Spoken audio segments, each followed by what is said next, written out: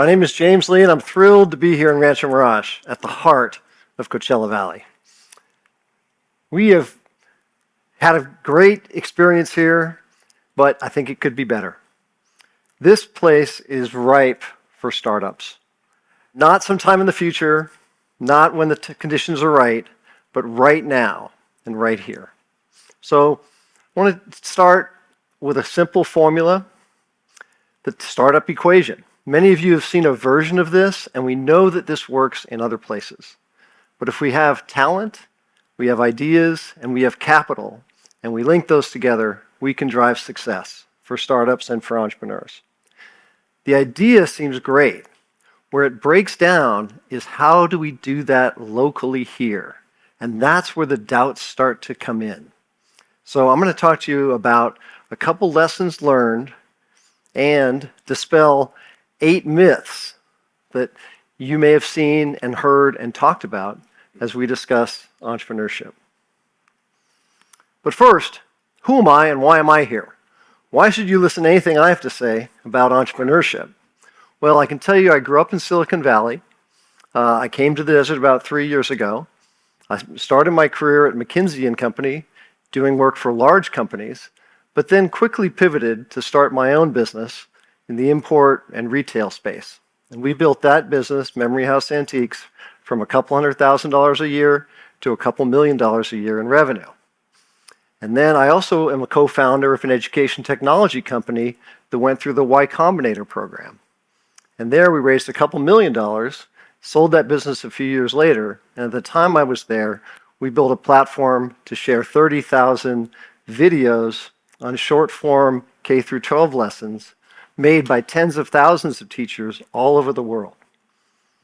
And the reason I'm telling you those things is that they inform my view of entrepreneurship. In addition to that, I've worked for a couple of venture billionaires who formed a foundation called the Measurable Foundation that taught entrepreneurship to middle school kids. And we grew that to 50,000 kids all over the world.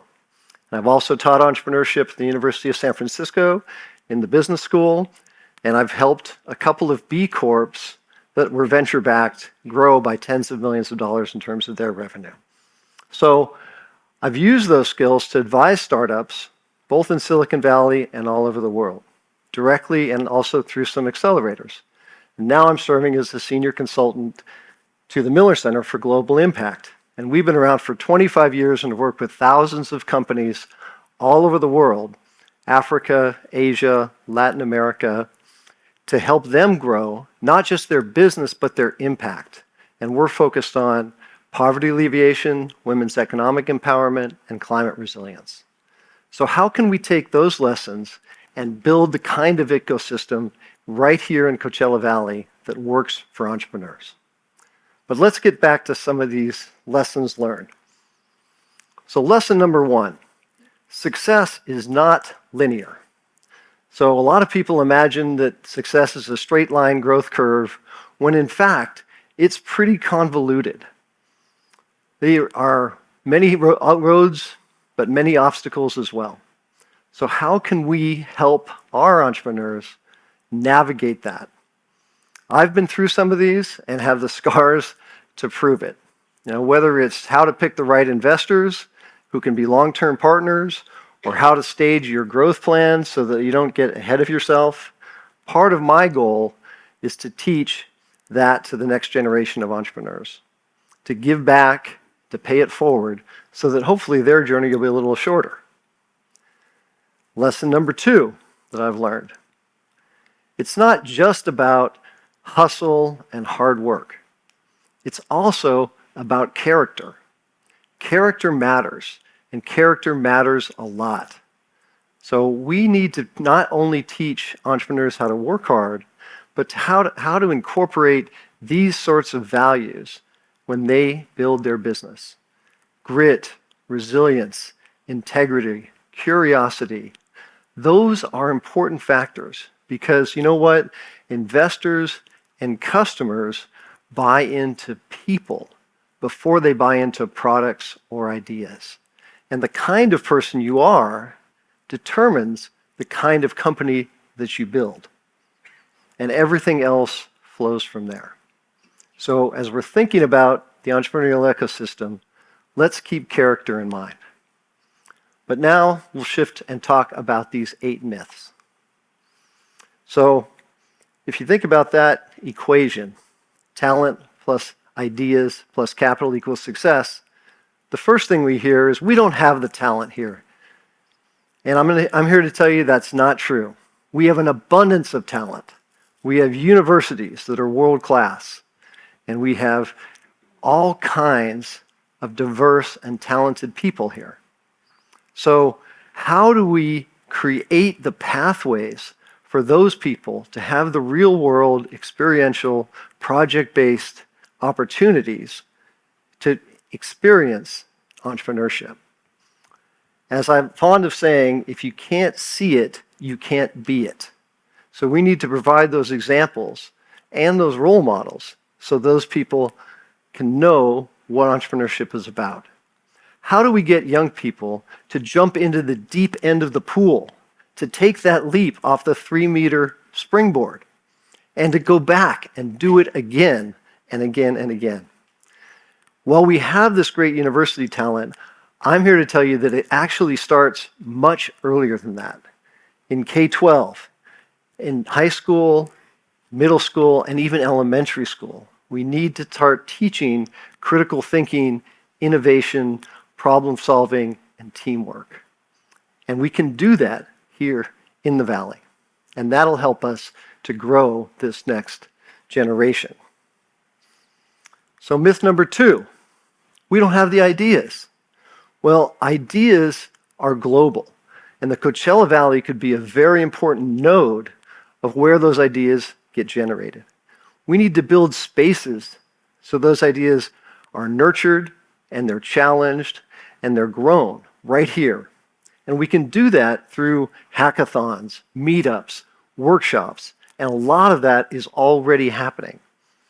So ideas can relate here to areas where we're already developing expertise. If you think about ag tech and logistics and tourism and health and wellness, real estate, arts and culture, even AI and drones, we are actually doing those things here now, and we can be the best in the world at creating innovation around those areas. So we do have the ideas. And myth number 3, and I hear this all the time, we don't have the capital. So how many people here know where Sand Hill Road is? So that's a very famous place in Silicon Valley where all the big venture capitalists have their offices. And the myth is that that road is paved with gold. And it's filled with ATMs where you can just go up and take out all the money you need to grow your business. Well, I'm here to tell you that I've been there, and that's not true. Those venture capitalists and their model of investment is being disrupted around us because capital now is global, and it's nimble, and it's agile. And we can take advantage of that here. What really motivates capital are smart teams, real traction, and great ideas. That old venture model is no longer applicable. I've worked with companies in Colombia and in Tanzania and other places. You know what? They don't have a Silicon Valley. They don't have a Sand Hill Road, but they still manage to raise millions of dollars to grow their businesses. And they're a lot more remote than we are here. So what we need to do is look locally. There's groups like Tech Coast Angels that are here and making active investments. But we also need to look beyond the Valley. I have a friend who lives in Texas. He's on his 3rd fund. He's looking to deploy $30 million to about a dozen startups. And you know what? He doesn't care what zip code they're in. What he cares about is having real traction and great potential. And that, to him, is more important than where those are located. And there are hundreds, if not thousands, of those investors out there. So the capital is available if we can build the ecosystem here in the Valley. Myth number 4, you need this gigantic tech ecosystem. Well, I can tell you, it wasn't so long ago that Silicon Valley was just orchards. That was a generation or so ago. And I'm here to tell you it's going to take 15 or 20 years. But even with that reality check, the best time to plant a tree is either 20 years ago or today, if you're looking for shade. So what I'm suggesting is we start planting those trees right now. Here locally, people are building this ecosystem. There's Caravanserai as an accelerator program. There's AI Coachella Valley that's talking about AI. There's Palm Springs, which just had a sold-out conference on AI and creativity. So those types of events are building that network here. And the network is not just in person anymore, but also available online. So we're democratizing access to those best-in-class ideas and resources and experts that used to be behind giant paywalls or otherwise inaccessible to aspiring entrepreneurs. So I moved here 3 years ago, and part of my mission was to help create this ecosystem. But I can't do it alone. No one can. We're in a once-in-a-lifetime opportunity to leverage technology to build that. And I'm asking all of you who are here and who care to join me on that journey. Myth number 5. You have to be young to start a company. It turns out that the average age for successful entrepreneurs is 45. And this is personal for me because I am well north of that. And as I look around this room, many of you are also in the same boat. So people who are on their second or third chapter, or who are retired or semi-retired, can be the mentors and lend that support to entrepreneurs who are growing up. And that's my personal challenge to all of you. Be involved. Share those lessons. Myth number 6. Failure means you're not cut out for the job. Well, we in Silicon Valley talk about failing forward, sharing those lessons learned, and shortening the journey for others.